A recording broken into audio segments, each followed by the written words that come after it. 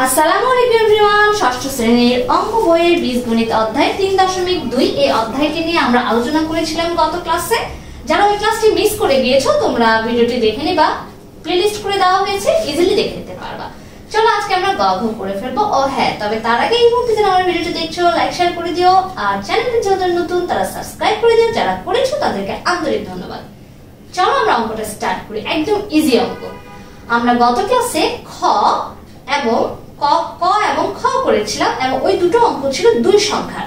আজকে আমরা করব তিন সংখ্যা। দেখো, তিন সংখ্যা হোক আর চার সংখ্যা হোক, নিয়ম কিন্তু একই। সো নিয়মটা তোমাদের মাথায় রাখতে হবে। প্রথমে আমরা কি করব বলেছিলাম, প্রথম যে সংখ্যাটা আছে সেটা বসাবো। -31 বসালাম, অবশ্যই যে চিহ্ন আছে চিহ্ন সহ বসাতে হবে। এরপরে কি বলেছিলাম, কমা এবং এই ধরনের ওয়ার্ড গুলো যখন থাকবে বা এই ধরনের সাইন গুলো যখন থাকবে তখন ওগুলো তুলে ফেলতে হবে। তাহলে এই কমাটা আমি কি করব, তুলে ফেলবো। তুলে ফেলে এটার পরিবর্তে কি লিখবো, যোগ বলেছে তাহলে যোগ চিহ্ন দিব। এরপরে আমি কি করব, 39 এবং এটাও আমি কি করে ফেলবো, তুলে ফেলবো। এটার পরিবর্তে কি লিখবো, যোগ চিহ্ন 19। ওকে, এবার আমাদের যোগ বিয়োগ করার পালা। এই যোগ বিয়োগ করতে গিয়ে অনেকে গুলায় ফেলো, কনফিউজ সৃষ্টি করো। দেখো, আমি বারবার তোমাদেরকে বলছি একই রকম চিহ্নগুলো সব সময় আগে নিবে। একই রকম চিহ্ন, এখানে একই রকম চিহ্ন কোনগুলা বলো তো, এইটাই, তাই না? এই দুটো কিন্তু একই রকম চিহ্ন, এটার আগেও প্লাস আছে এটার আগেও প্লাস আছে। তাহলে নাও +39 +19, তাহলে কত হয়, প্লাস প্লাসে প্লাস, তার মানে এটা যোগ করতে হবে। তাহলে যোগ করলে কত আসে, 58। তাহলে আবার বসাও। এটার সাথে আমাদের এখনো কোনো কাজ হয় নাই, তাহলে এটা যেভাবে আছে সেভাবে বসাবো। এই দুটোর উত্তর কত আসছে, +58 ওকে, ক্লিয়ার?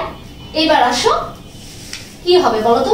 আমার মনে হয় তোমরা এতদিনে বুঝে গেছো দুইটা ভিন্ন চিহ্ন হলে বিয়োগ করতে হয়।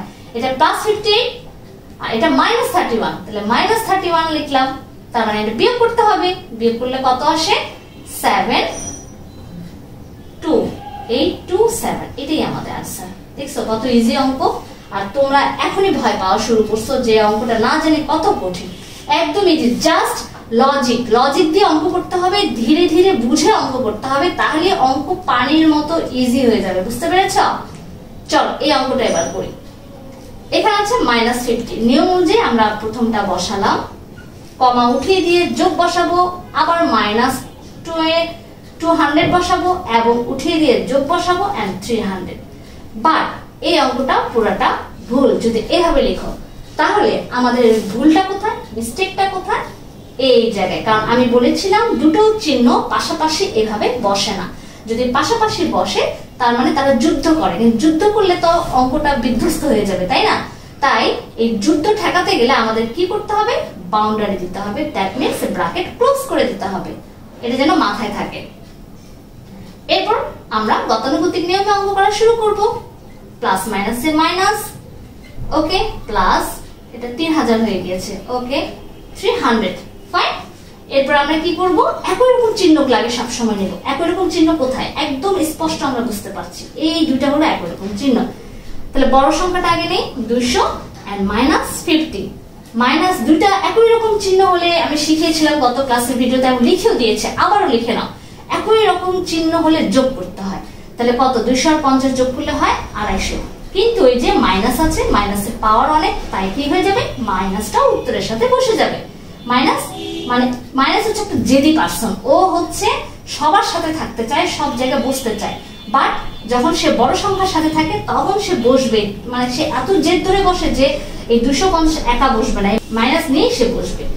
ওকে, আমরা বুঝে গেলাম। তাহলে -250। এবার কি বলছি, +300। ওকে, এখন আবার লিখি। তাহলে আমি বড় সংখ্যাটা নেই, +300 আর আছে কত, -250। এখন আমরা বুঝতে পারছি স্পষ্ট দুইটা ভিন্ন চিহ্ন হলে বিয়োগ করতে হয় বা প্লাস মাইনাসে মাইনাস হয়। তাহলে 0 10, তাহলে 10 থেকে 5 চলে গেলে 5, হাতে 1, 2 1 3 0 50। এই হলো 50 আমাদের आंसर।